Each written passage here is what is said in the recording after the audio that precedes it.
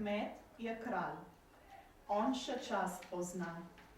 Kmet še ve, kaj je pošteno srce. Kmet je kralj, komu zemlja da v svoj dar, sam svoj je gospodar. Tako je ugotavljal že advokat Janez v mjuziklu Cvetje v jeseni. Če drugače ne, pa mi vsi skupaj zelo dobro se zavedamo pomena kmetijstva in prehrane, ko dobimo krožnik in vemo, ali je to pridelano od domačih rok ali pa je industrijskega izvora. Lep dober večer vsem zbranim na današnjem pogovornem večeru o problematiki slovenskega kmetijstva, ki ga organizirata občinski odbor Slovenske demokratske stranke IG in kmetijski forum SDS. Nas verjetno že bolj ali manj poznate, ne pa za začetek malo predstavim kmetijski forum. Forum za kmetijstvo in podeželje SDS zastopa interese kmetov in drugih ljudi, ki so s kmetijstvom in podeželjem kakorkoli povezani in želijo po svojih močeh doprinesti k ohranjanju in razvoju slovenskega kmetijstva in podeželja. Z nami bodo nocoj delili mnenja Tomaž Lisec, poslanec in predsednik odbora za kmetijstvo in gozdarstvo in prehrano v Državnem zboru Republike Slovenije. Dober večer. Matjaž Kočar, predsednik odbora za kmetijstvo in okolje pri strokovnem svetu SDS. Dober večer. Dober večer, prav. Ter Tone Krnc, predsednik odbora SDS IG, podžupan občine IG in predsednik odbora za kmetijstvo občine IG. Lep dober večer. Dober večer.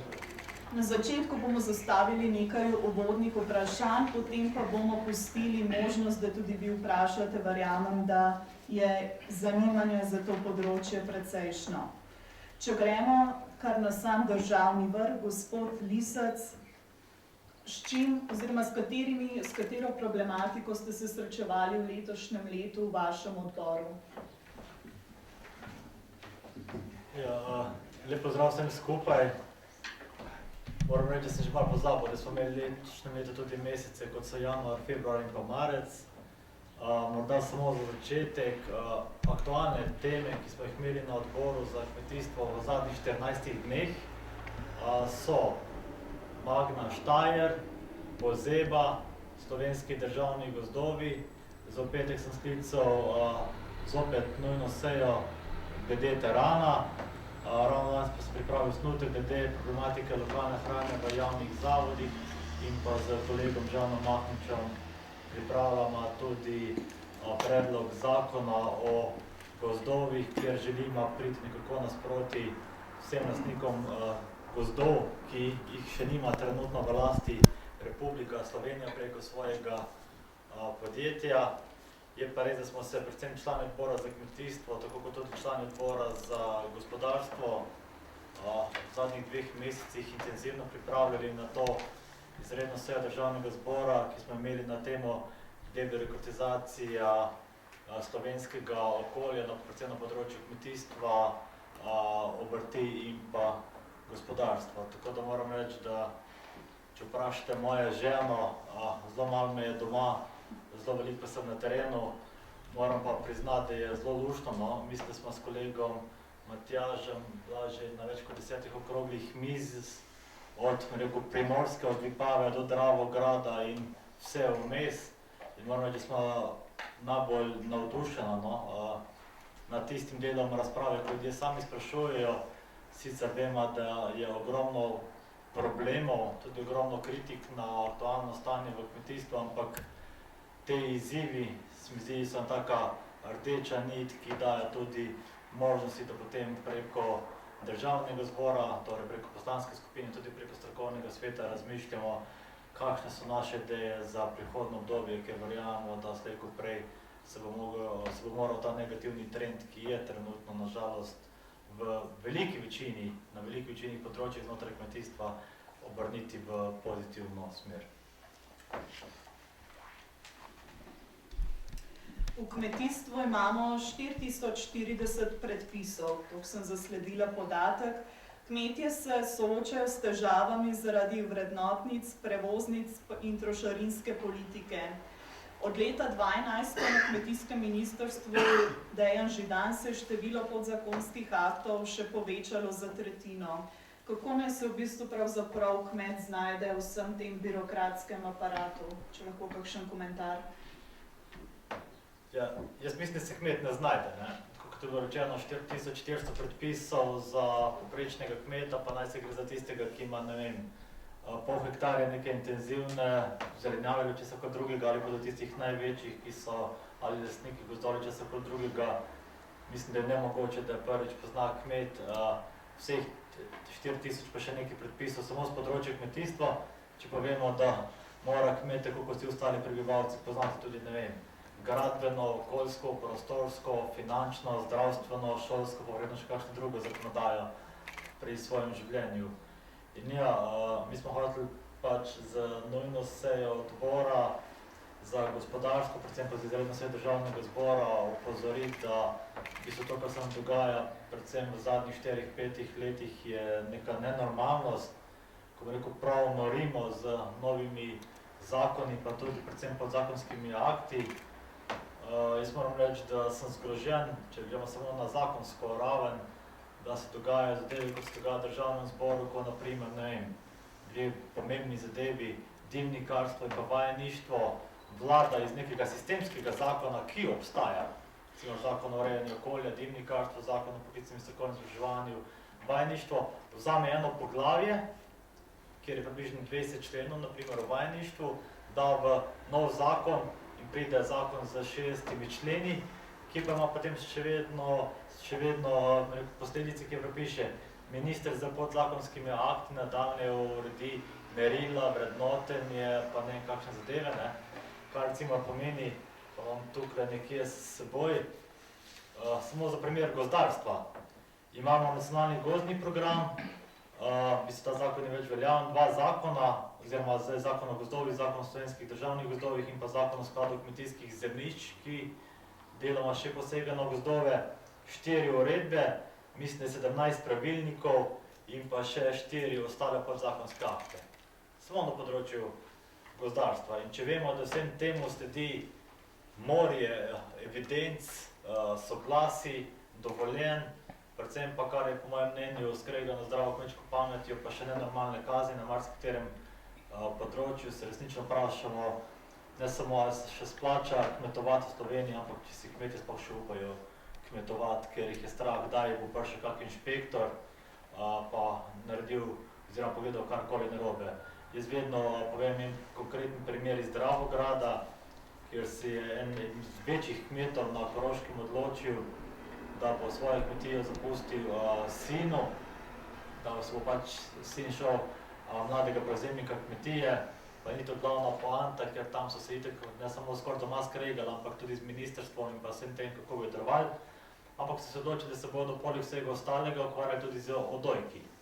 In je gospod pred, mislim, 3 leti vprašal na ministrstvo, pa na upravna enota, kakšni so pogoji, da se lahko on ukvarja z rejo odojkov. In so rekli, ja pač takšne pa takšne so mere. Gospod je rekel, če mislim, da bo moj sin naslednjih 50 let, ker je star 30 let živo na kmetiji in se bo resno s tem ukvarjal, pa dajmo narediti znotraj hleva eno resno ograjo in je naredil seveda Rostfrej ograjo, kjer pa so bili gabariti, da je lahko razlika med določenimi cevmi 20 cm. To je bilo pred 3 leti. Pred enim letom je prišel nek nov pravilnik, niti ne vem točno, kako se imenuje, ker mi je razlagal, po mojem bi 3 vrstice rabo, kako se imenuje, kjer se je očitno nek uradnik, pa mislim, pa sigurno ni na podlagi niti evropske uredbe ali pa direktive, še manj pa na podlagi zakona, ker tukaj časa sem pa levo v parlamentu, spomnil, da se ta meja 20 cm skrajša oziroma zoži na 15 cm. In gospod je dobil kazen od enega inšpektorja, zato me tudi ni spustil v štalo, ker je rekel, da nobenem več ne zaupa, razen s svojim družinskim članom. Je dobil kmet kazen 7500 evrov in pravni pouk, da če v roku pol leta ne nadomesti ograje v skladu z novim pravilnikom, bo dobil še enkrat kazen. Pa me sam vprašal, ko veste, koliko časa moram jaz vzrejati mlade odojke in jih prodajati, da bi rekel, dobim teh 7500 evrov nazaj. Ne samo s prodajo, ampak s celotnim sistemom. In v bistvu nisem imel odgovora, samo rekel sem, da čisto razumem in takšne neumnosti mi treba enkrat narediti konec, ker kot rečeno, takšni ukrepi ne zrastejo niti na evropski ravni, pa tudi tam ni marsikater, rekel, po domače vedeno neumen ukrep, pa imamo tudi znotraj državnega zbora, ko sprejemamo, rekel, škodljive ukrepe, kot je bilo že rečeno, od davčnih blagajn, prevoznic, vrednotnic, pa še marsikaj tezga, potem pod zakonskimi akti pa še tiste deloma dobre ideje, ki so mogoče v kakšnem zakonu popolnoma podremo. Je pa še ključno, primer je slovenski državni gozdovi, ko ene zadeve veljajo za slovenske državne gozdove, torej za nekaj, kar je v lasti države, za kmete pa popolno nekaj drugega. Ne? V slovenskih državnih gozdovih ni nobeno vprašanje glede prevoznic oziroma, kot ste rekli, da so ukinili pa dali knjigovodske listine, tam se s tem ne ukvarja. To se ukvarja samo povprečen slovenski kmet, ki nima sreče, da bi ga država podpirala. Kje pa so rešitve, gospod Kočar? Odbor za kmetijstvo in gozdarstvo pri strokovnem svetu je predstavil tudi program na področju kmetijstva, pa bi vas prosila, da ga mogoče malo predstavite.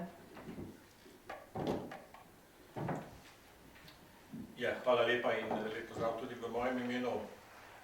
Res je, kar je danes povedala naša voditeljica. Pripravili smo program, ampak še preden se bi ga dotaknil, bi izpostavil besede, ki so bile danes že povedane. To pa je, da je kmetijstvo tisto, ki povezuje vse ljudi, ne samo kmete. Še ne drugače, vsi ljudje se vsaj 3-krat na dan ali pa minimalno 1-krat na dan soočajo s kmetijstvom in to takrat, ko se usedejo za krožniki.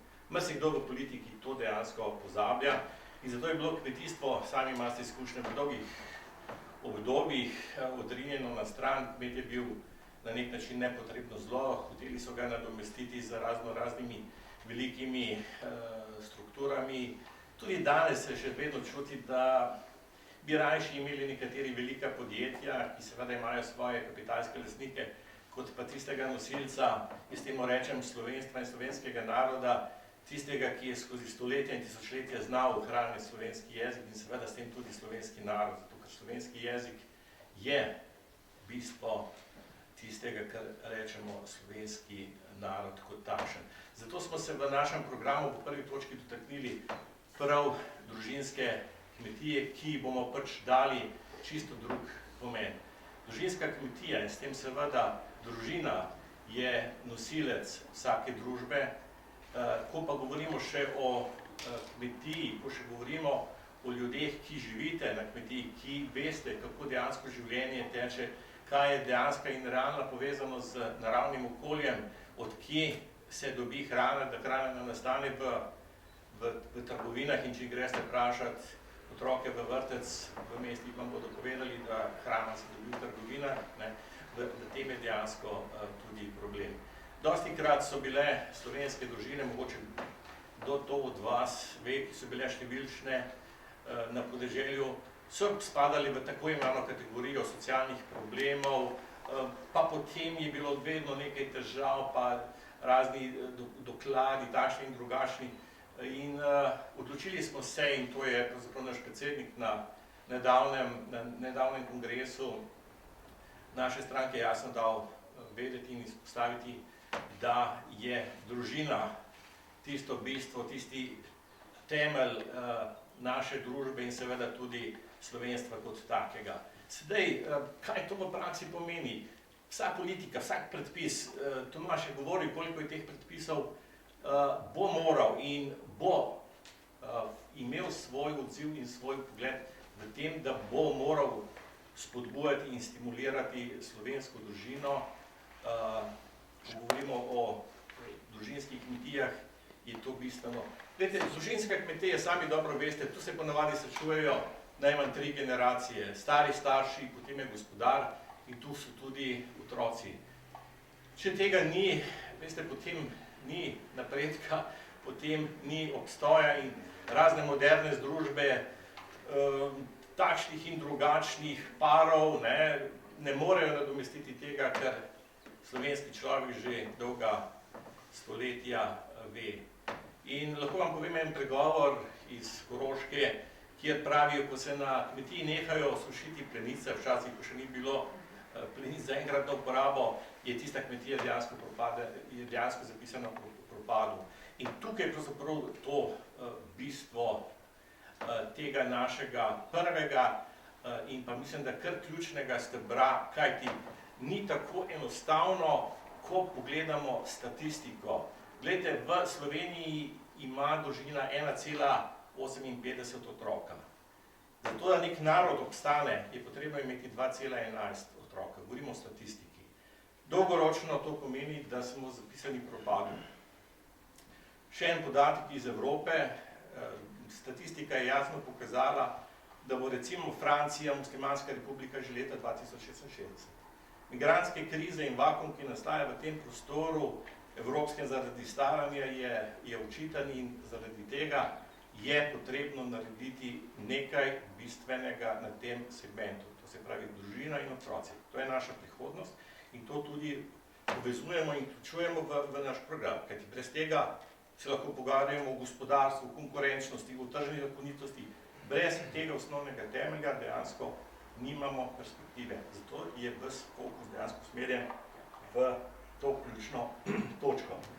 Zdaj, če grem naprej na drugo, prav tako pomembno poglavje, ko govorimo o kmetijskih zemljiščih in gozdovih, ki morajo služiti svojemu osnovnemu namenu, se spet približamo bistvu, kaj pravzaprav kmet potrebuje. Potrebuje prostor za kmetovanje. Čemu je namenjena zemlja? Veste, koliko zemlje je še vedno v državni lasti? Ali je država tista, ki mora barantati za zemljo, ali je trgovec, ali je prekupčevalec? Odgovor je ne.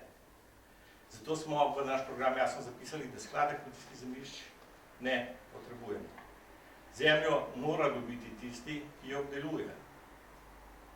Kako se to izvede? Zelo enostavno, nismo odkrivali tople vode, zato ker taka praksa dejansko obstaja že v Evropi. Tisti, ki jo obdeluje in ki je ta zemlja v tem trenutku še v državni lasti, jo dobite v tako imenovani dedni zakup. To pomeni, da lahko generacije in generacije to zemljo uporabljajo, ni pa predmet špekulacij. To zemljo ne moreš ti prodati, zato da bo nekdo postavil tam neko gospodarsko cono ali karkoli podobnega. In enako velja tudi za gozdove. Tukaj sicer imamo nekaj hribovitega terena tukaj za nami, ampak ko gledamo, Koroško, Gorenjsko in druge izrazite planinske, gorske predele, veste, kmet, ki nima v svoji banki, kako pravijo tam gozdu, zadosti kapitala, enostavno ne more tam preživeti. In če želimo, da imamo slovenskega človeka tudi tam, kjer je leta in leta gospodarjev, potem morajo tudi ti kmetje dobiti to tako imenovano državno zemljo, gozdove. Tomaž je omenjal, kako se pravzaprav v teh državnih gozdovih gospodari po čisto drugem principu, kot velja seveda za normalno za vse ostale. A veste, in to je osnova tega, da lahko v tem prostoru preživimo, ko govorimo o stopnji samooskrbe. Pa se vrnimo, bila je danes omenjena že tudi ta problematika tam na Štajerskem, Magna Štajer in pa kmetijsko zemljišče. Dajmo se vprašati, sej tudi avstrijska vlada ima iste možnosti kot naša vlada. Zakaj avstrijska vlada ni sprejela spremembe prostorskega plana tam okoli Gradca? Veste, direktor Magne govori, ja, rabimo 100 hektarov v enem kosu, veste, hodili ste po svetu in okoli Gradca, imajo zelo lepe ravne površine in tudi avstrijski parlament oziroma avstrijska vlada bi lahko sprejela tak zakon, kot pa ga mi. Ampak to je lep dokaz. Glejte, sprejme se zakon, ki je pisan na kožo neki firmi in obljubljajo se neka delovna mesta. Zgubljamo kmetijsko zemljo, pod vprašaj se postavlja tehnologija. Zakaj Avstrijci nočejo imeti parkirnice? Sami veste, kaj pomenijo topila, kljub vsem filtrom in podobnemu. In edini izgovor, ki ga v tem trenutku najde vladajoča, je politika, ja, dobili bomo nekaj delovnih mest. To ni odgovor. To ni odgovor in pisanje zakona na kožo neki firmi, pa za kakršnekoli dogovore gre, je, milo rečeno, izdaja slovenskega naroda v smislu kmetijstva, v smislu preživetja. Izgubili bomo 100 hektarov ali 80 hektarov, lahko v bilanci zelo hitro ugotovimo, kaj to pomeni za naslednje generacije. Se ne govorimo samo danes do jutri. Poglejmo, koliko pšenice ali koruse bi se dalo pridelati na tem območju, ki nikoli več ne bo kmetijsko v naslednjih 50 letih. Pa ocenimo to vrednost. Hitro se bo pravzaprav pokazalo realno stanje, kje smo in zakaj pravzaprav je na nek način taka hlapčevska politika z ravnanjem za slovensko kmetijsko zemljo. To je dejansko izdanje. In zato je ta druga točka prav tako zelo pomembna. Ohraniti kmetijsko zemljo, seveda se moramo izogniti takim birokratskim ukrepom, kar je Tomaž tudi omenjal, da v neki vasi, ko je nekaj zajeda, tam nekdo ne more postaviti hiše ali gospodarskega poslopja. Mi smo temu včasih rekli plombiranje za okruževanje vasi. In tam potem ima nekdo probleme, ker hoče postaviti kozolec ali pa ne vem, recimo nadomestno kmetijo, ko pa prodajamo ali, da ne rečem še kaj drugega, 100 hektarov, je pa vse lepo v skladu z zakonom in nišče nima nobenih problemov. Seveda mediji to veselo podpirajo in nišče se pravzaprav ne vpraša, kakšna je dejansko bodočnost slovenskega naroda na tej slovenski zemlji. No in zdaj, če grem na tretjo točko, da ne bom predolg. Seveda, kmetijske površine so povezane z prehransko varnostjo in zapisali smo, da prehranska varnost ni prazna beseda. Pa se bi zelo na hitro vrnil v naše vrtce, šole, domove za ostarele, bolnice in bi se vprašali, kakšno hrano jejo naši otroci, starejši občani. Ali je res to slovenska hrana ali je to samo modna muha? Ne bi verjel, če ne bi na lastne oči doživel, ko sem obiskoval osnovne šole in smo se srečali z ravnateljem, ki je bil pravzaprav kar pristaš temu, da se v šolah uporablja slovenska hrana in je razlagal, kakšne težave ima pri pripravi javnega razpisa. In je povedal, vem, pred nas imamo v skladišču krompir iz Poljske, Francija na sosedovi njivi pa niti ni krompirja izoral, zato ker bi strošek pobiranja krompira in izoravanja bil večji, kot pa bi ga lahko pravzaprav prodajal. Kaj kaže to? Da enostavno v tem primeru tudi Ministrstvo za šolstvo, ne samo Ministrstvo za kmetijstvo in še druga ministrstva, ki resorno pokrivajo posamezna področja, vključno z Ministrstvom za finance, ne znajo prisluhniti realnemu stanju. Vsi se izgovarjajo na zakon o javnem naročanju, kot da se ne bi dalo ta naročila razbiti na sklope in seveda s tem pripeljati zelje, repo, fižol, tudi meso, mleko, jogurte, nobene težave ni v te javne zavode.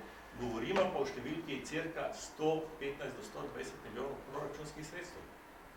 Veste, kaj pomeni 120 milijonov proračunskih sredstev, ki se bi vrnile v slovenske kmetije, v slovensko živilsko predelovalno industrijo? Trendi se počasi obračajo, ampak ravno Ministrstvo za finance je šlo v drugi ekstrem, zato ker je zelo popularno in moderno imeti ekološko hrano, so zapisali, da mora biti relativno velik procent hrane, ki se naroča preko javnih naročil, mora biti ekološki. Slovenija ni sposobna pridelati takšnega deleža ekološke hrane, kot so šli v te razpise. In tako smo odprli pot za ekološko hrano za indijske, nemške, italijanske, da ne rečem še kakšne pridelovalce, in ta denar je odtekal. Ampak imamo tako imenovano ekološko hrano. In bolj, ko smo jih opozarjali, poglejte realno možnost, koliko procentov mi lahko zagotovimo ekološke hrane, pa potem lahko sukcesivno vsako leto spremenimo tisti procent, ki je sicer zakonsko definiran, ampak to res ni problem in da pač se prilagodimo tem našim potrebam. Italijani, ki jih imamo za tako ali drugače, so izredno pametni. Oni so enostavno šli zakon o javnem naročanju, ki je sicer evropsko reguliran zakon, s tem, da so v svoj kurikulum, to je pa šolski program, zapisali, da je prehrana v šoli del vzgojnega pedagoškega procesa in so zapisali, da gre za spoznavanje okusov Italije. In s tem so enostavno obšli zakon o javnem naročanju in so enostavno zelo elegantno našli rešitev, kako lahko, oziroma kako morajo določeni javni zavodi, osnovne šole, ne vem, za vse vrtce, uporabljati vegetarijansko hrano. Kaj hočem s tem povedati? Če obstaja politična volja, se najde tudi pot, ne glede kakšna je bruselska zakonodaja. Vedno se najde. Kdo se spomnim, kdo kmetuje, v času, ko smo stopali v Evropsko unijo, veste, kakšne težave ste imeli tisti, ki ste imeli neke dopolnilne dejavnosti za ploščicami, koti, koliko rost traja in podobno. In ko smo se pogovarjali z temi inšpektorji, ki so prišli iz Brusla, potem v neformalnem delu, pa smo rekli, se tudi mi smo bili v Franciji, pa v Nemčiji, ampak gledajte, tam slovenski, mislim, ta njihov kmet nima vse tako, ne, urejeno v nulo, ne, in so nam potem neformalno priznali, ja, veste, ampak vi ste novi in tako naprej, ne. Kaj hočem s tem povedati? Stvar pogajanja v Bruslju, tudi na področju kmetijstva, ki pobere skoraj polovico proračuna Evropske unije, sedaj počasi pada, je mogoč in se da izpeljati. Zato, če obstaja interes, da se slovenskemu kmetijstvu nekaj tudi omogoči. Četrta točka, mi smo jo poimenovali graditev verige poslovnega sodelovanja v primarni kmetijski pridelavi in pa seveda predelavi in trgovini. Kaj smo hoteli s tem dejansko povedati? Slovenija je majhna, ne, in če recimo želijo velike trgovske firme ali pa neka branža sesuti slovenski trg, je to zelo enostavno narediti. Zdaj se bliža sezona jagod oziroma se je začela. Če pride 5 velikih hladilnikov v Slovenijo, se pravzaprav cenovno sistem povsem podere, redko kdo razume, zakaj pravzaprav tukaj gre in sam kmet enostavno ni sposoben parirati nekim tržnim zakonitostim prostega pretoka blaga in storitev. In nismo odkrivali tople vode, ampak smo lepo šli k našim zamejcem do Italije in Avstrije in smo rekli, pa kako delujejo te vaše zadruge, kako se znate vi povezati, zato ker v Sloveniji še zmeraj velja nek prizvok zadruge, zgodovina, prisila, odzem, zemlja in tako naprej, ampak dejstvo je, kakorkoli se imenujejo poslovne povezave, brez teh povezav ne gre. In če se kalkulira potem dejansko pot, pa bom rekel, kile solate od kmeta do trgovine, se vidi, da se izgublja izredno veliko, marže so ogromne, mi pa imamo v tem trenutku v Sloveniji 400 oziroma še nekaj več prodajaln, ki so v zadružni lasti. Zadružna zveza nekaj je naredila, ampak potencial je veliko večji. Zadruge bi dejansko morali odigrati v obstoječi zvezi, kakšne druge organizacije povezali tisto vlogo, kot je lepo povedal slovenski kmet, zamejec v Italiji, ko rekel, veste, jaz nimam časa hoditi na tržnico, pa velika mesta še prenesejo to porabo časa. Moja naloga je, da je pridelam proizvode, moja, podarijo besedo, moja zadruga pa poskrbi za to, da ta moj produkt najde najkrajšo pot do potrošnika, s tem pa, da zadruga ne ustvarja nekih profitov, ampak posluje v interesu tega primarnega pridelovalca in poskrbi za to, da se ta denar dejansko vrne. In ko smo omenjali to, kar je Tomaž govoril o aktualnih zadevah v parlamentu, izpostavil tudi pozebo, poglejte povezovanje, ne. Bili smo zelo blizu, pa je potem vladajoča politika šla mimo, zato ker so se določeni interesi kapitala uspeli v drugo smer, ko bi morali izpeljati organizacijo in izvedbo zavarovalnice na področju kmetijstva. Ampak ne zavarovalnice, ki ima svoje profite. Glejte, vse zavarovalnice imajo profite in najboljše plača so dejansko v zavarovalnicah, ampak poanta zavarovalnice, oziroma jaz bi temu rajši rekel vzajemnega sklada, je ravno v tem, da se tudi s pomočjo proračuna in tistih minimalnih vlaganj posameznika zagotovi za to, da tisti kmet, ki je dejansko izgubil čisto vse, da se mu omogoči preživeti in da lahko naslednje leto normalno posluje. In ko je država dvignila, bi rekel, subvencije za premije v zavarovalništvu, kaj se je zgodilo? Dejansko je zavarovalnica dvignila svojo ceno, seveda redko kdo si lahko privošči klasično zavarovanje, čeprav jo vsi ponujajo. Ko pa bi tak vzajemni sklad deloval v interesu slovenskega kmeta in bi bil poslovni interes takega sklada, da posluje s pozitivno nulo, potem ne bi imeli teh težav, ne, in pa zaseden vlade, ki še lanske pozebe ni uspela izplačati in pokriti.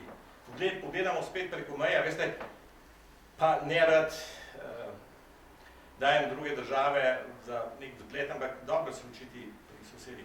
Zakaj lahko tam dobijo akontacijo v 3 tednih tisti, ki so bili pač oškodovani? Še preden se upravi čisto dokončna cenitev. Mi pa rabimo 1 leto in še zdaj ni izplačana tista škoda ljudem, ki so to škodo utrpeli in dejansko ne morejo tako na tak način tudi preživeti. No in še 5. točka, potem pa končam. Naslovili smo jo državni uradniki morajo biti v službi človeka, občana, krajana in ne obratno. Kaj želim s tem povedati? Ne želim kritizirati uradnikov, ki so zaprti po pisarnah in lahko vam rečem, da ti ljudje imajo kar precej znanja. Zelo dobro imajo naštudirano vso zakonodajo, ampak žal so odrezani od realnega življenja. Žal ključni ljudje nimajo stika z realnim življenjem. Poglejte, tako kot sedimo tukaj sedaj pri vas na Igu, na tej strani bi moralo sedeti 20 ljudi, tisti, ki so dejansko kreatorji, pa ne bom rekel globalne politike, ampak tiste izvršilne politike, ki še kako vpliva, kot je Tomaž pregovoril, o 15 ali 20 centimetrih te ograje. In zato smo si v naš program zapisali, da je treba vzpostaviti živ kontakt med ključnimi ljudmi, ne samo funkcionarji, ko so tam ministri in državni sekretarji se hodijo slikati, ko se kakšna zadeva odpira, ali pa obljubljati, ko je kakšna elementarna nesreča in potem so jih polni dnevniki in časopisi. Ne, tam morajo biti na takih srečanjih po regijah, po krajih, morajo biti ljudje, ki so dejansko pisci tudi takšnih predpisov, recimo, kot je bil ta, zaradi katerega je ta kmet bil kaznovan za 7.000 in še nekaj evrov. Ne? Lahko se enostavno reče, pogledajte, kako se da to v zakonskem okviru, ne, zato ker pač smo upeti v to bruselsko politiko rešiti. Ne? Tisti, ne, gre za neko prehodno določbo v predpisu, ki pač še enostavno napiše, tisti, ki ima že zgrajen objekt, za njega veljajo te normativi, morajo posvečati posebno pozornost, da se pač te majhni pujski ne ujamejo tam notri, da lahko to reši ne vem, recimo z lesenimi ali kakršnimi koli pregradami in to je to. To je to in nič drugega. Ne? Če pa sledimo Bruslu dobesedno, ne? In jaz tudi ne krivim inšpektorjev, zato ker ko je neumnost enkrat zapisana, ne? Tako kot je vsak odgovoren svojega dela, mora tudi tisti inšpektor, pa dostikrat se pogovarjam z operativci, ko mi rečejo, joj, ampak rajše včasih kar stran pogledam, zato ker takšne norosti, kot so zapisane, jih zelo težko prenašam v prakso. Torej, treba je povedati realno življenje z oblikovalci operativne politike. To je naša 5. točka. Upam, da nisem bil predolg. Hvala. Predlagam, da pa sedaj pogledamo oziroma vprašamo našega podžupana občine Ig, kakšna je pa problematika kmetijstva v občini in na Ljubljanskem barju. Večer sem, ko ste prišli, moje osebno mnenje je pač, sem pričakoval malo večje število, vseeno, ne. No, jaz se bom navezal samo na kmeta v občini Ig.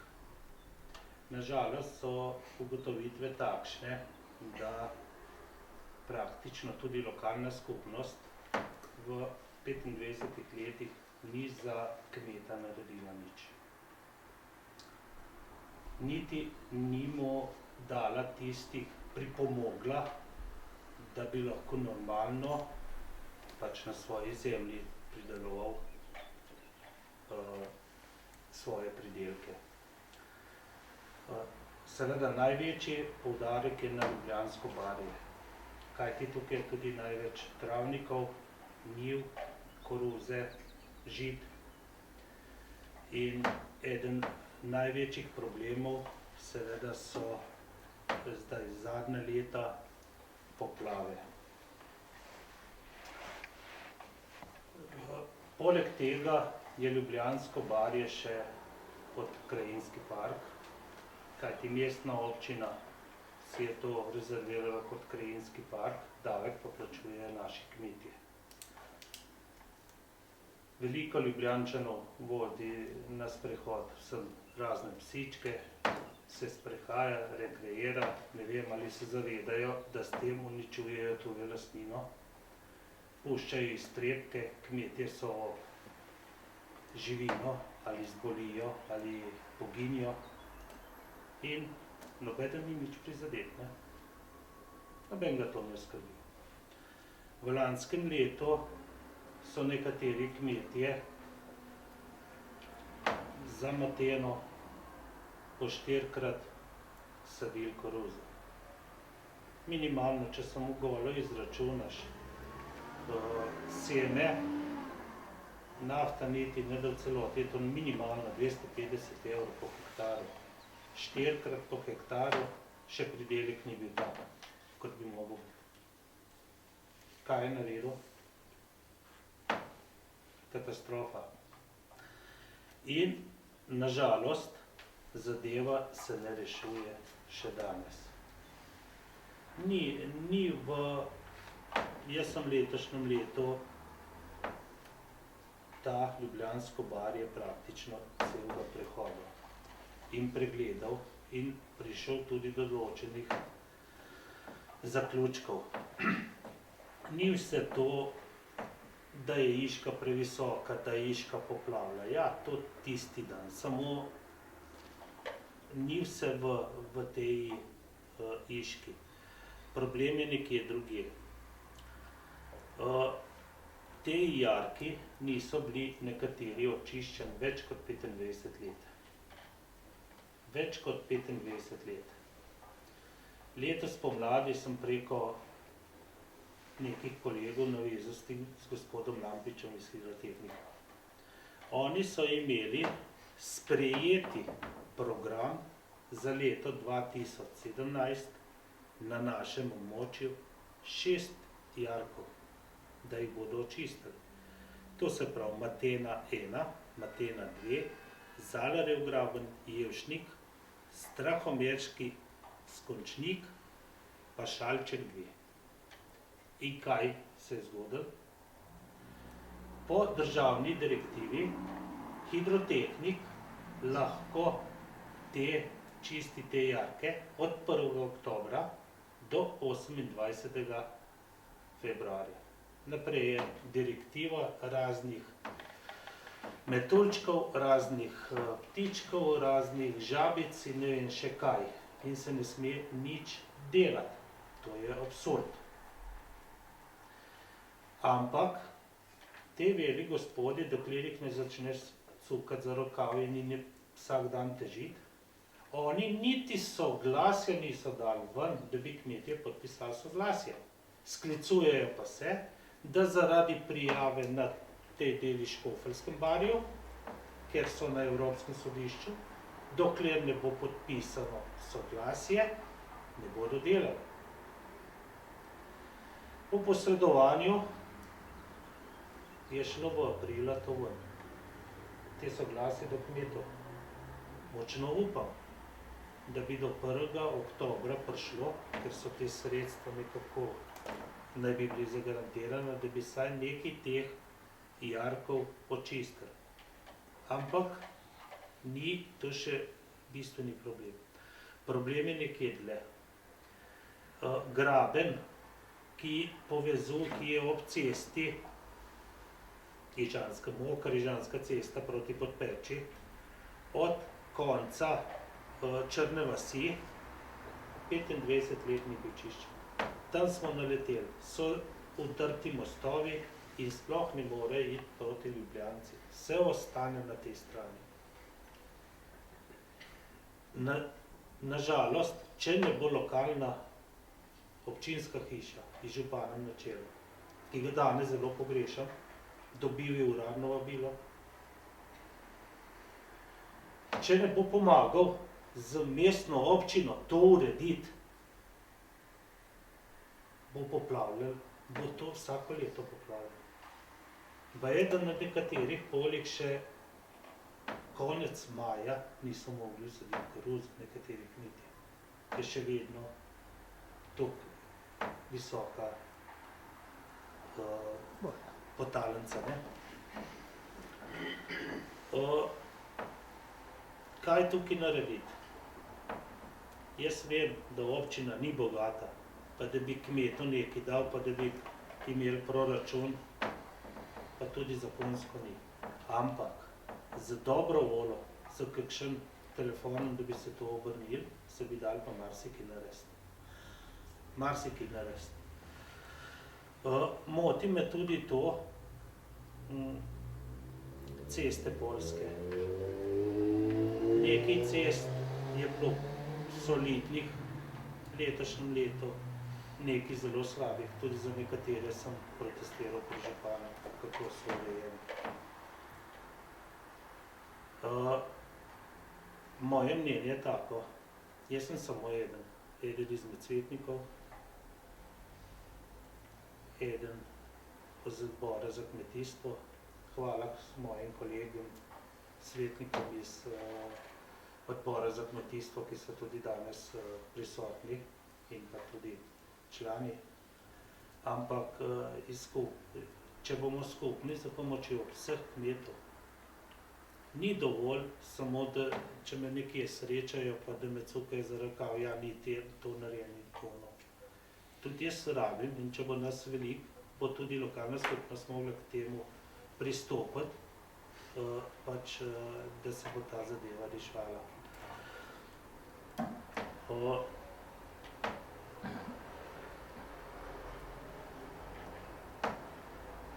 Ne vem, največji problem je poudarek glih na Barju, ne. Pač v hribah je tako, ne, ni problem s poplavom, pač so drugi problemi, ne. So pa problemi veliko naseljenost, ne. In pač vsi tisti, ki so na novo prišli, pač krojijo naravo za svoj rezervat, da lahko počnejo pač tam po teh travnikih pač vse mogoče, ne. V letošnjem letu, ne, za referentko na področju kmetijstva smo tudi preverili, recimo, če bi obudili problem komasacije. Ko sem gledal te papirje o prvem poskusu, pač, ki ni uspelo, po moji oceni, mislim, da je bila zadeva zelo napačno peljana. Kajti, to ni res, da komasacija posega v neka dvorišča, vozijo v urbano naselje. To ni res. Kar se je to govorilo, pa da bo on pred mojimi pragovimi. To ni res. Nažalost se je takrat res ena zelo velika priložnost zamudila, zakonodaja se je pa sedaj poostrila. Moje mnenje in kolegov je, da bomo probali za drugo leto pripraviti na pošten, realen način, ne za kakšno figo v žepu, kajti zadeva po novem zakonu teče tako. Zdaj je potrebno vsi lastniki, preden kandidiraš na razpis, morajo lastniki z overjenim podpisom dati soglasje. In pač tisti določen kvota, določen procent, jih mora biti za to, da gre kompleks v komasacijo. Ocenijo se zemljišča, vsa zemljišča se ocenijo. Nekateri, v vsakem primeru se najdejo ljudje, ki odstopijo zemljo, odprodajo. Večina primerov pa ljudje dobijo po kosu, dobijo enakega razreda. Ne dobijo slabši, ne dobijo. Če nekdo dobi boljše, mora doplačati. Če dobi nekdo slabši, ali dobi višek, ali isto denarno nadomestilo. To delajo tuje te službe in je dost, ne tako, kot je bilo, kolikor sem iz teh papirjev razbral, ne, takrat nisem bil povabljen zraven tega projekta, čeprav sem vodil odbor za kmetijstvo. Mislim, da je bilo tukaj dost stvari izrečenih, ki ne držijo in niso, in ljudje morajo vedeti, kaj je v bistvu res.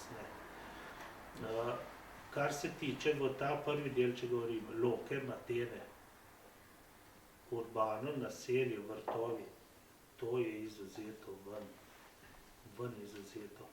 Ostalo, kajti na tem delu, na tem delu so velike problemi, ker nekatere parcele niti ceste nimajo, niso niti pravilno vrisane in preko slej bo treba to zadevo speljati. Po drugi strani pa tudi traktorji so veliki, ne more se na 2000 kvadratnih metrov niti obrniti nas po svojem. Kaj šele, da boš kmetoval.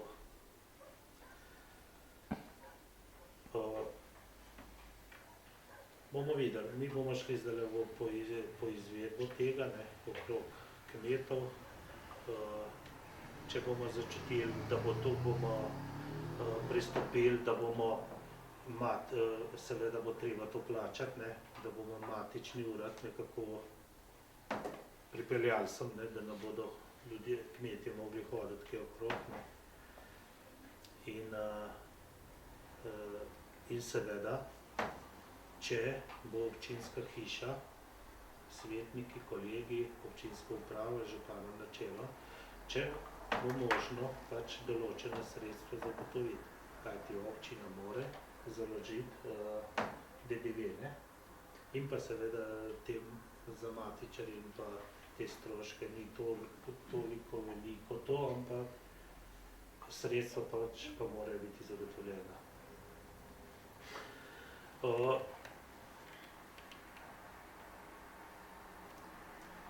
Kar se hidrotehnika tiče, in če se vrnem nazaj še na te gradnje, bi tudi rad pozval kmete, da če bo tako daleč prišlo, če do jeseni ne bo zbranih teh podpisov, oziroma če ne bodo ven dali, če se bo videlo, da že spet, ne vem, zaradi nekih sil to ni moglo biti, zaradi administrativnih.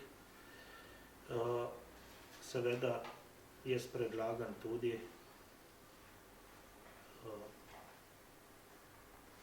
pač državniško nepokorščino.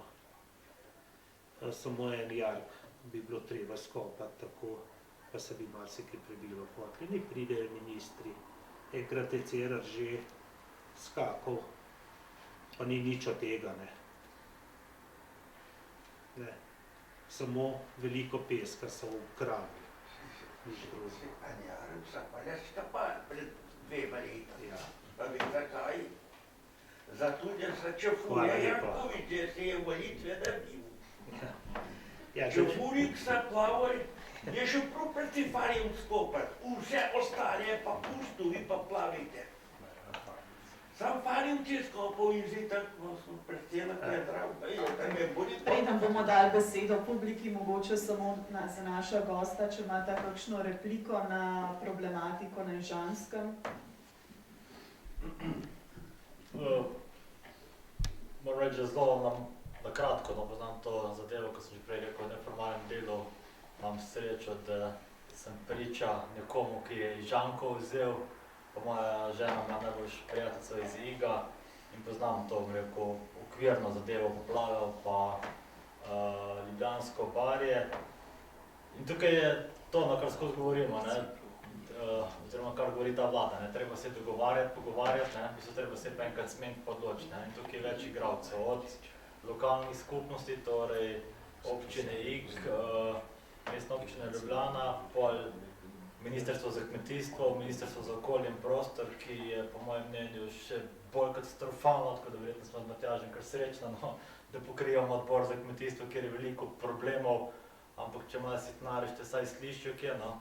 Moram reči, da na gospe Majcne, kar se tiče vsaj teh protipoplavnih zadev, ja, v bistvu ni več videti od takrat, kar so bile take poplave, ko jo po domače vedno bata škorna stala in rekla, da Evropa in gleda bo vse rešila, ne, zdaj vidimo, da v bistvu bo treba samo tisti arhivski posnetek ven pogledati in vprašati, kaj je naredila. Kaj se tiče pa komasacij, jaz vem, da v našem mandatu, pa ne zato, da se hvalim, v letu 2007, mislim, da je bila ena izmed novel, ko vem, da sem mogel jaz napisati kot strokovski, sem tudi pokrival kmetijstvo, sicer se šlo bolj za okoljski del, ker je prišel do mene Jože Tanko in je rekel, le Tomaž, v celi Sloveniji so problemi na področju melioracij pa komasacij, ne, in ta številka glede skupnega deleža kmetov je prevelika in smo takrat naredili eno drugo definicijo, da ne, mislim, prej bilo 2/3 največjih, potem smo šli pa, oziroma 3/4 največjih, potem smo šli pa na 2/3 vsega skupaj. Zdaj po mojih podatkih smo takrat neki zadeve odprli, da se dalo nekje rešiti.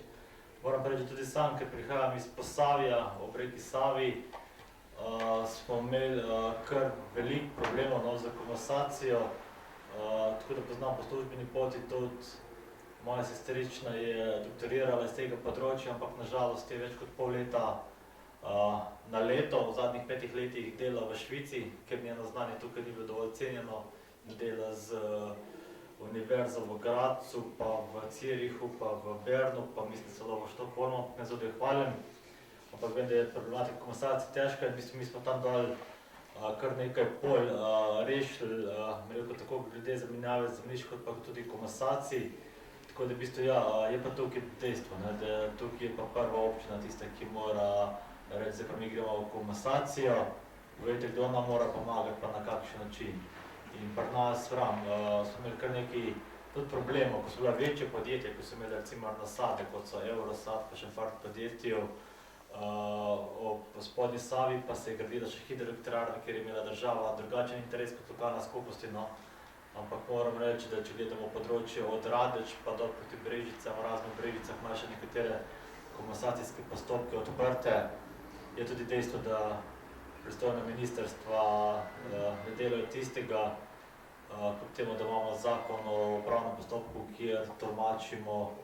To moram reči, da je ena redkih zadev, ki je gospod Virant skušal malo urediti, pa je, da je molk organa pomeni, da se strinjaš, da ga lahko zadeva naprej, ker poznam primere, ko se tudi na tem področju dogaja, da pol leta ni prišlo nobenega odgovora, niti tega odgovora, spoštovani v roku enega meseca vam bomo odgovorili, pa 2 mesecev, sploh ni bilo odgovora, zdaj tega ni več.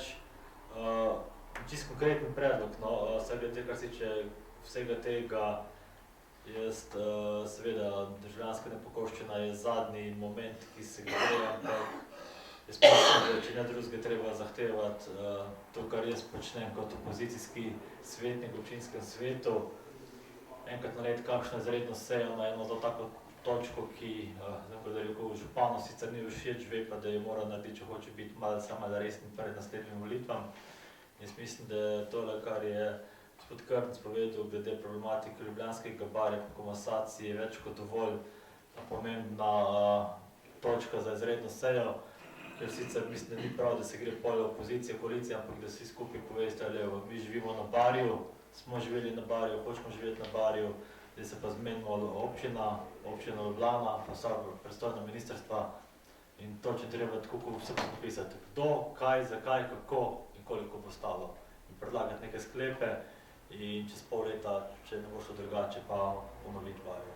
Moj predlog.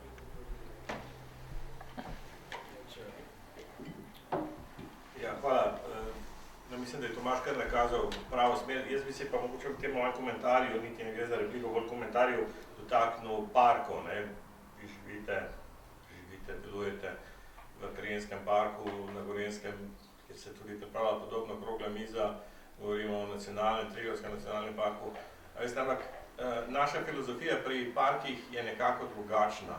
Osnovni cilj, če že imamo parke, ni zaščititi z zakonom metuljčke in žabe, ampak je treba zaščititi in poslušajte, ne, tukaj je glavna zadeva.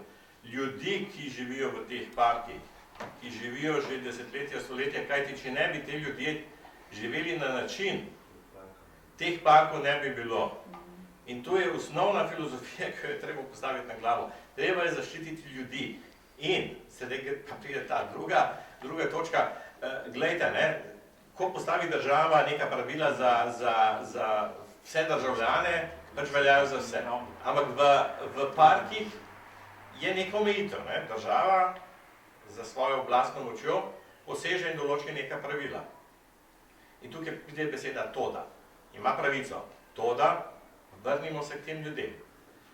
Treba je dejansko ugotoviti, kakšna je sedaj razlika med človekom, ki ima neke pogoje, ne vem, življenje v naturi, kmetovanje v naturi, delovanje v nekem parku. In ta država, ki je postavila regulativo nad regulativo, ki velja za vse Slovence, mora kompenzirati to razliko. Če hočemo imeti park, če hočemo ščititi nek biotop, Barje je res specifično in je, jaz temu rečem, biser, tudi v tem naravnem smislu, ne.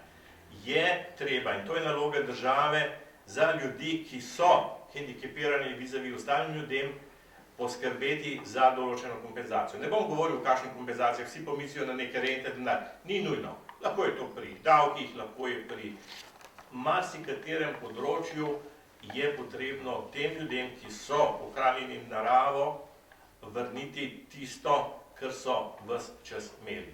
In prav je, da so parki, ampak v parkih je treba ščititi ljudi, ki v tem parku živijo, zato da bodo lahko živeli še naslednje generacije, kar je pravzaprav tudi Tomaž nakazal. Toliko. Hvala lepa, sedaj pa odpiram razpravo. Če imate mogoče kakšno vprašanje za naše goste oziroma svoje misli.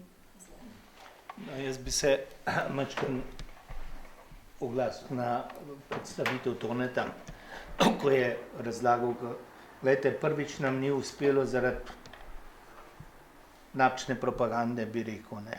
En kmet, ki ima zdaj 15-20 njivic, ne more biti kmet in ne bo kmet, zapomnite si, če bo imel tam ene majhne flikce, ne. To se pravi, treba je narediti ene par kompleksov za kmeta, da bo s tem velikim traktorjem to na hitro obdelal, z manj dela, ceneje obdelal. In treba je pristopiti k temu in to narediti. Zdaj, tukaj kmet ne bo noben ogulfan. Na vsaki parceli se vzame 3 vzorce. Na začetku, na sredini in na koncu. Ti vzorci se bodo ocenili po kvaliteti zemlje. Tisti, ki bo dobil morda na področju, ki je boljša zemlja, bo dobil majčkeno manj zemlje, tisti, ki bo dobil slabš, to so izračuni in se to pokaže pošteno, razdeljeno. Samo važno je pa nekaj, glejte, živimo v obdobju, ko pravzaprav čas nam kar beži. In kmet mora to hitro obdelati, ti ne more se tam igrati za nekimi 1000-2000 kvadratnimi metri. Tukaj morajo biti hektarji, traktori so vsi nad 100 konj in tako naprej. Skratka, na hitrico in kmetu, če boš imel tako parcelo, potem se boš lahko odločil, kaj s kom se boš ukvarjal, kaj boš dal gor. A boš dal žit, ali bo govedorejo, ali ne vem kaj. Skratka, no, to je zelo pomembno in tisti, ki so delali napačno propagando, ti ne bodo nikoli kmetje, če ostanemo na tem, kar je do zdaj, ne. Mi moramo to spraviti v komplekse. Vse to, kar je nam zadruga pobrala, to, kar so kompleksi, to je spraviti treba v komplekse. In te kmetje, ki imajo svoje otroke, mlade otroke, ki so ostali na kmetiji, jim je treba pomagati. Ne pa jim metati polena pod noge. Skratka, bodimo veseli, da imamo nekaj takih, ker delo na kmetiji ni enostavno, to je težko delo. In tisti, ki se odloči, ne, za to, je treba pomagati. To bi jaz imel. Morda glede še nov poplav, ne. Jaz mislim, da tukaj je občina Ljubljana nam naredila kar veliko škodo, ne. Oni bi imeli rad zdaj en lep park, tlele pa metuljčke, pa ptičke, Ljubljanco plovno in dokjer bo Ljubljanca plovna, barje se pa pogreza, to vemo, to vidimo, ker smo kmetje, ne, da mora vsako leto toliko nižje in tam ostaja voda. Ne. Skratka, bo prej jezero, bomo imeli prej ribogojnice, kot pa kmetijstvo. Ne. Čisto odkrito povedano, ker oni hočejo imeti Ljubljanco plovno in so tam zapornice in zaprte. In tista poplava, ki je bila pri nas tako usodna, že dvakrat, ne, je bila iz razloga, ker so prepozno odprli zapornice. Ne. Prepozno odprli zapornice, voda je, skratka, ni mogla skozi Ljubljano pa skozi Grubarjev kanal odteči. Je bilo prepozno. Tokle vesti imel. Da kjer je pri vrhodu zapornice, Takrat je bilo zmeri 2 dni prej. Ker je pa en gospod seštediran, doktor, profesor, biografije, pravim, ga vse. Pa takole mora biti. Pešti afneguncov, tak je Gunčar rekel. Ma pa tulje. Jaz bi tukaj imel vprašanje glede Isce, se rekel, da ni pomembno. Isca je zelo pomembno, da se moja prepusala na nekaterih krajih. Isca zelo hitro tam ne vodari in poplavi, leva stran, ne.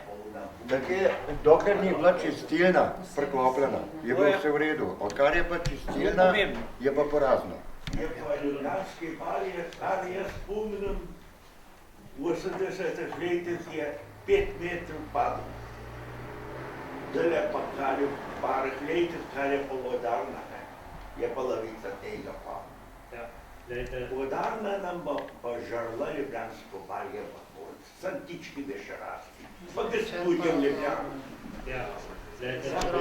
Tako bi bilo najveljfejski inšpektor sta prišla, ki je švigljiv Joža, Andrej Plata, prijedne, fan pa je šla v Ljubljana. Bom ta živa knjiga, poštarno se žalo. Če tole odgovorimo o teh zapornicah, zdaj so pomembne.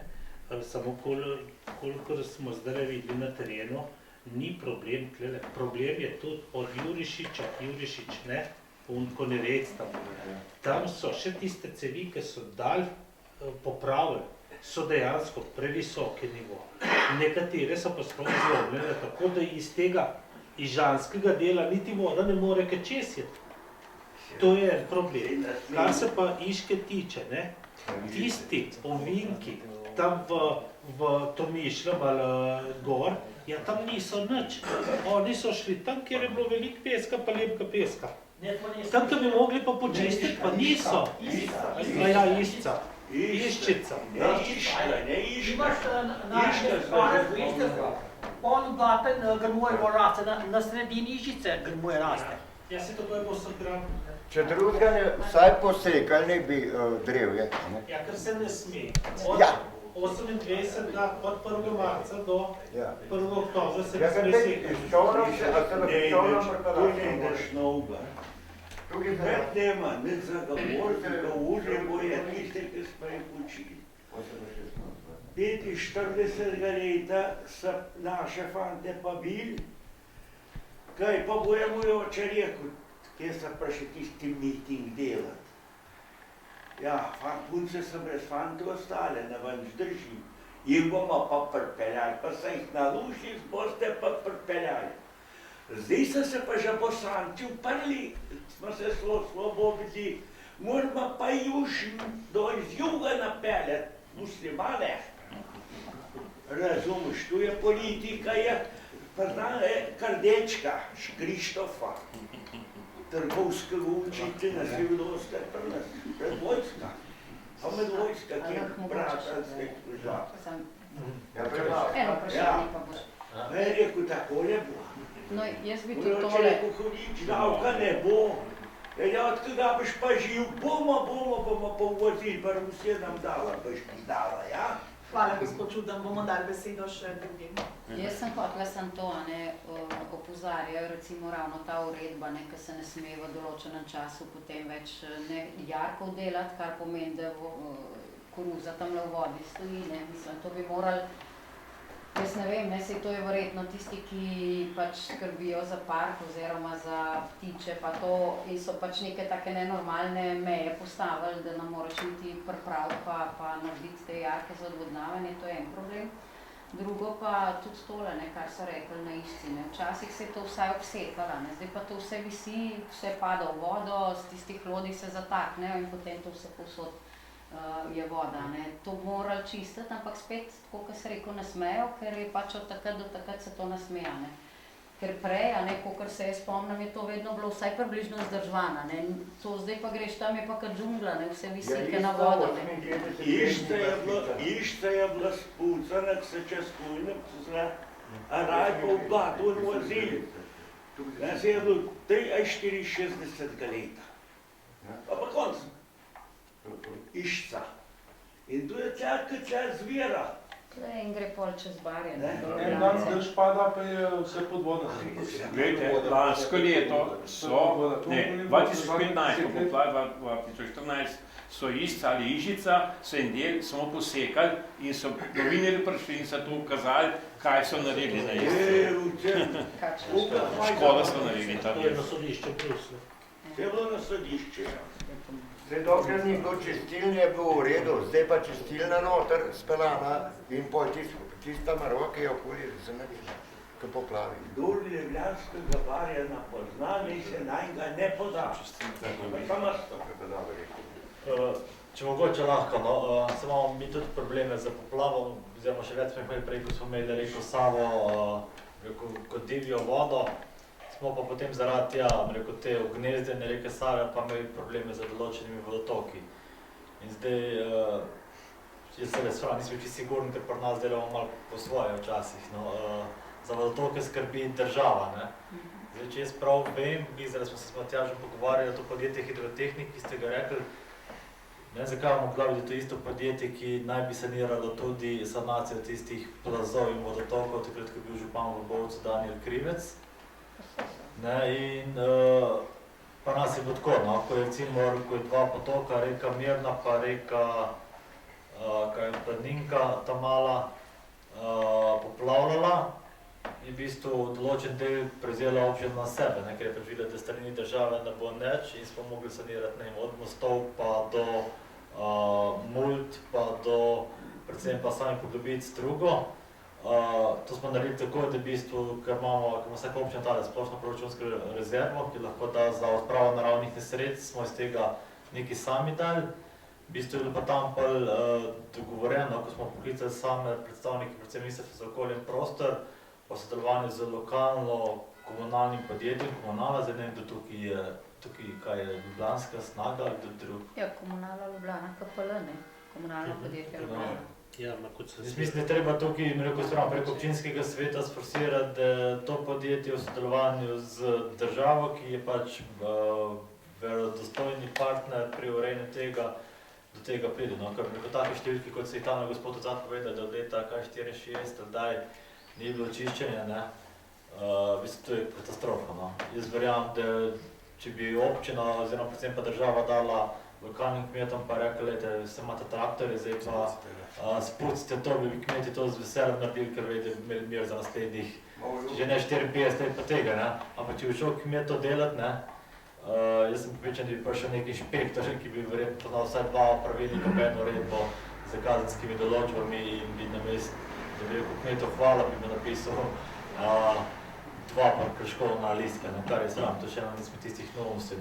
Me pa zanima, gospod Krnc, ali pa kdorkoli, ko ste občinski svetniki, kakšna je ta uredba, oziroma kaj je ta uredba, jaz bom dal pa vizitko, pa če se mi možno pa bomo mi na ministrstvo vprašali, na podlagi kjerega metučka oziroma na podlagi kjere ribice se tega ne sme delati, ker to me spominja na eno zgodbo, ko smo imeli Naturo 2000, pa izgradnjo hidroelektrarne na Spodnji Savi, to je bila prav hidroelektrarna Brežice, ko je bil še minister Andrej Vizjak, in pridejo tam iz Nature, pa iz MOP-a, pa še 4-3 okoljevarstveniki, so rekli, ne, začasno bomo zastavili izgradnjo hidroelektrarne na Spodnji Savi, kjer je tukaj neka riba.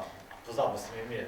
Jaz se sam spomnim, da je Vizjak rekel, kdo, kaj, pa rad bi jo videl. Pa je bil odgovor, jo veste, gospodi, še nismo videli, samo vemo pa, da obstaja. Pa je rekel, zdaj pa tako, jaz sem minister za gospodarstvo, če v roku 14 dni ne bo šlo okoljevarstvo na soglasje naprej, bomo sklical najprej izredno sejo, pa še kaj drugega naredil.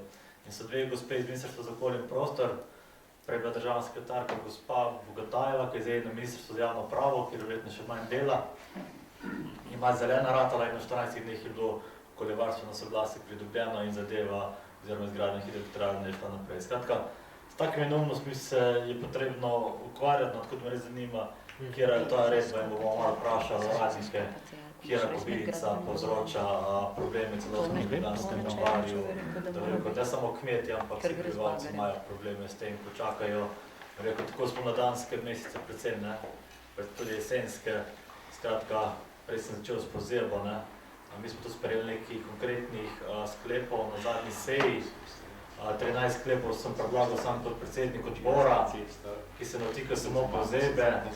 V bistvu v roku 3 mesecev mora ministrstvo poročati, kaj bo naredili tudi s preventivnimi ukrepi na področju vseh naravnih nesreč. Mi smo govorili tudi o reševanju, namakanju, protitočnih mrežah, protipoplavnih sistemih, skratka, da v roku 3 mesecih dobimo, tako sem prej rekel, kaj, kdo, kaj, kako in za koliko denarja se bo kaj naredilo, ker Sram, jaz verjamem, da pač na pozeba nimamo vpliva, no se ostalo lahko mi vplivamo, včasih nažalost premalo upoštevamo, pa samo zdravo kmečko pamet.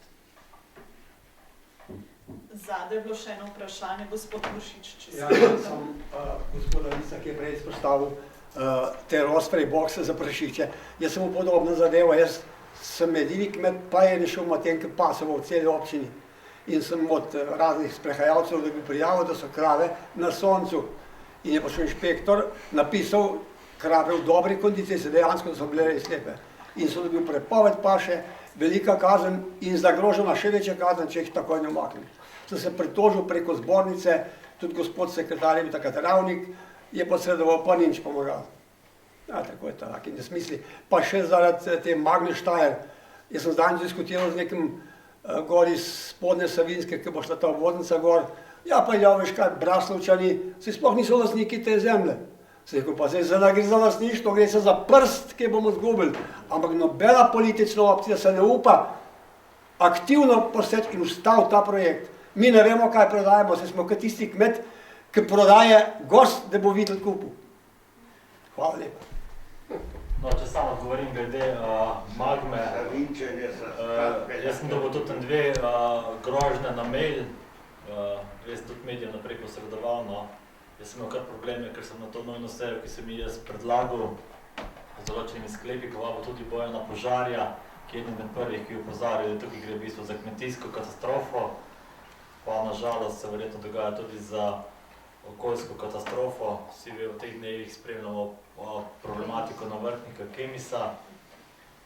In moram reči, da sem bil zgrožen, recimo, ko mi je rekel bi gospod Ravnik, ki je sedaj na skladu kmetijskih zemljišč, da v bistvu pri tem področju v Hočah govorimo o 8% najboljše slovenske kmetijske zemlje.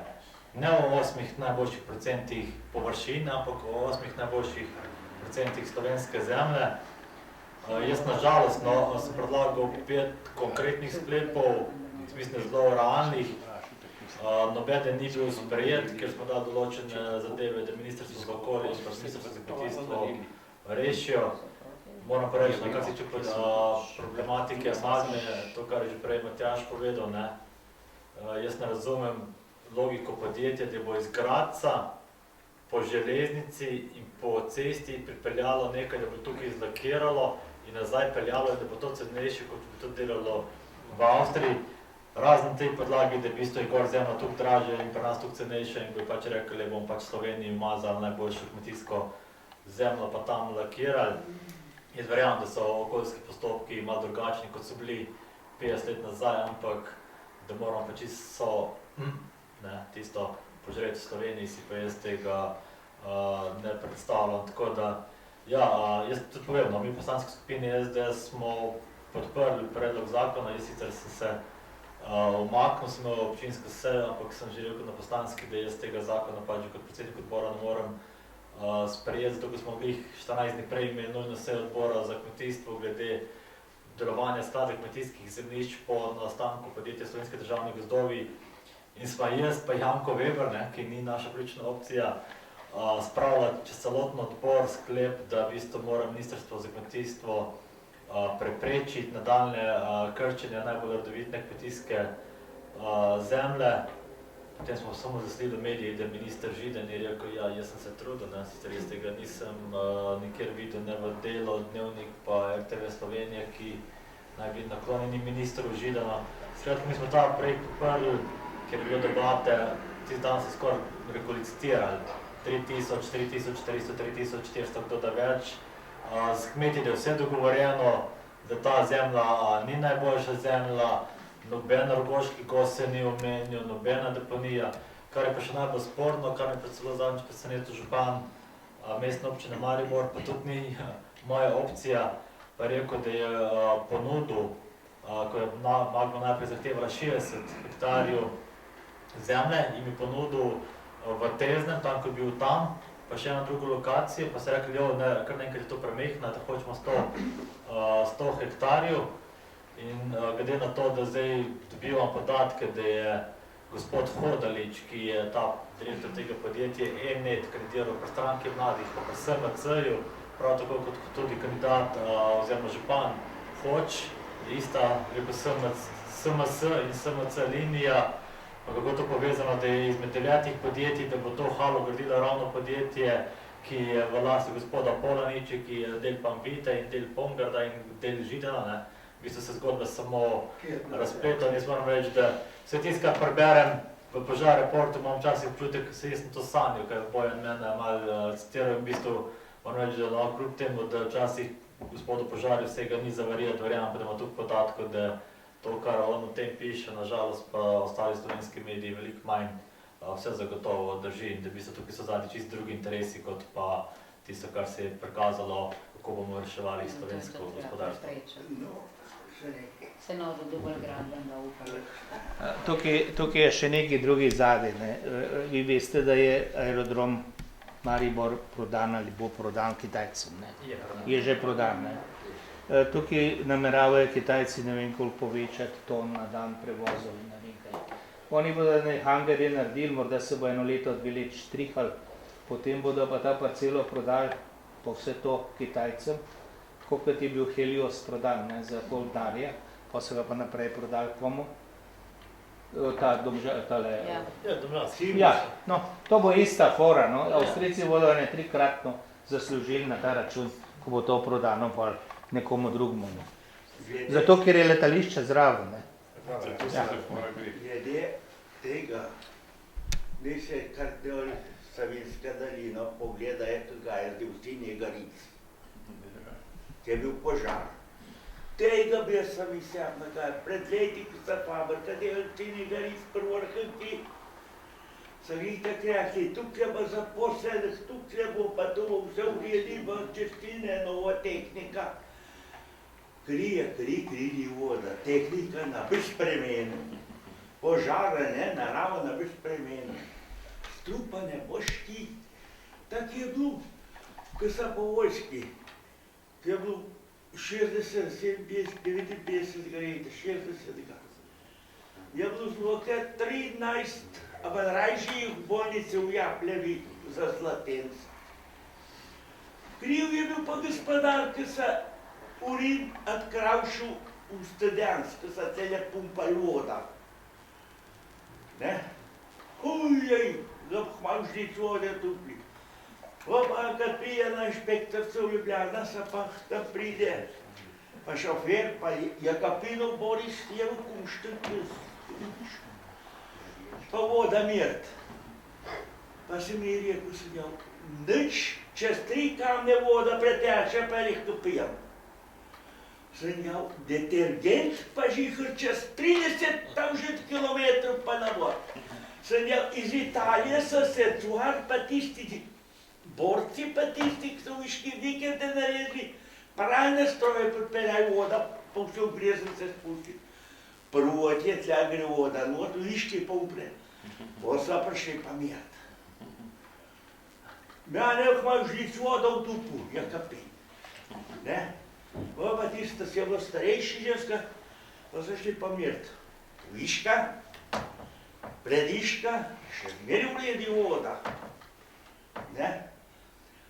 V Viški je bilo še kar vredi. Tam, ki je pa diška, ki je tisti jej spravlja, pa zabetoniran, tam pa nikne, pa gre pa tako tam. Pa to, kar v brezno, na igi pa vod pride. Sa še po brezno od cene, tako glabak, 30 metrov. Pa v vino spusti, pa voda vod. Komazarija pa takrat delala, na glavo se na mejst videla. Čist bela voda. Sam detergent. Hvala lepa za vse vaše misli, hvala lepa pa tudi našim gostom, ki so si danes vzeli čas, da so z nami debatirali o problematiki slovenskega kmetijstva. Za zaključek oziroma pred uradnim zaključkom pa vabim še generalno sekretarko Alenko Jeraj. Hvala. Jaz bom samo en EPP, nič nimam temu dodati. Hvala res našim gostom, da so prišli danes na IK in tole predstavili. V bistvu bi vas samo povabila, da oddate podpis za oziroma proti drugemu tiru. V ponedeljek, ko je odprt naš matični urad, bo naša mama tamle pred upravno enoto oziroma pred matičnim uradom in lahko greste potem gor podpisati. Bomo imeli obrazce. Morate imeti en osebni dokument, da tam izpolnite in pred uradnikom podpišete. Sej, verjetno ste kaj zasledili, naša poslanska skupina je bila proti zakonu. Obeta se nam novi T6, kar je jasno. Te številke, ki jih zdaj govorijo, niso dokončne, ampak bo na koncu stvar 3-krat dražja. In to je tako, kot da bi zlate palce, ali kako toliko stane, kot da bi eno zlato palce kupili meter železnice. Skratka, mi temu nasprotujemo, ker prvič ni niti projekt pripravljen tako, da bi bilo jasno od prvega dne, koliko bo to stalo. Sej, ravno zato ni narejen tako, da se potem lahko stvar spreminja. In mi sicer zagovarjamo, da drugi tir potrebujemo, ampak za tak denar, torej enojni tir za dvojno ceno, temu pa nasprotujemo. Jaz imam občutek, da niti Cerar ne ve, da se bo samo en tir delal, kot tako zagovarja. Mišljeno je, da se pač zgradi en tir in to seveda ni to, kar rabimo. V bistvu so iz predala vzeli en projekt zidarjev star 20 let, ki so se izčrpali, 25, ki so se izčrpali na drugih projektih, avtocestah in tako naprej, si zdaj pač iščejo nek nov žakelj, iz katerega si bodo lepo razdelili. Sej vidite tudi, kateri ljudje so zraven, tako da je lahko vsem jasno, da bo to spet en natek velik davkoplačevalcev. Tako da lepo povabljeni, če se s tem strinjate, sej v medijih pa lahko spremljate malo polemike na to temo. O ponedeljkih, ko dela naš matični urad, bomo pa zbirali tukaj podpise. Hvala lepa Alenki in pa še enkrat hvala lepa vsem vam, ki ste se udeležili pogovornega večera. Srečno in lahko noč.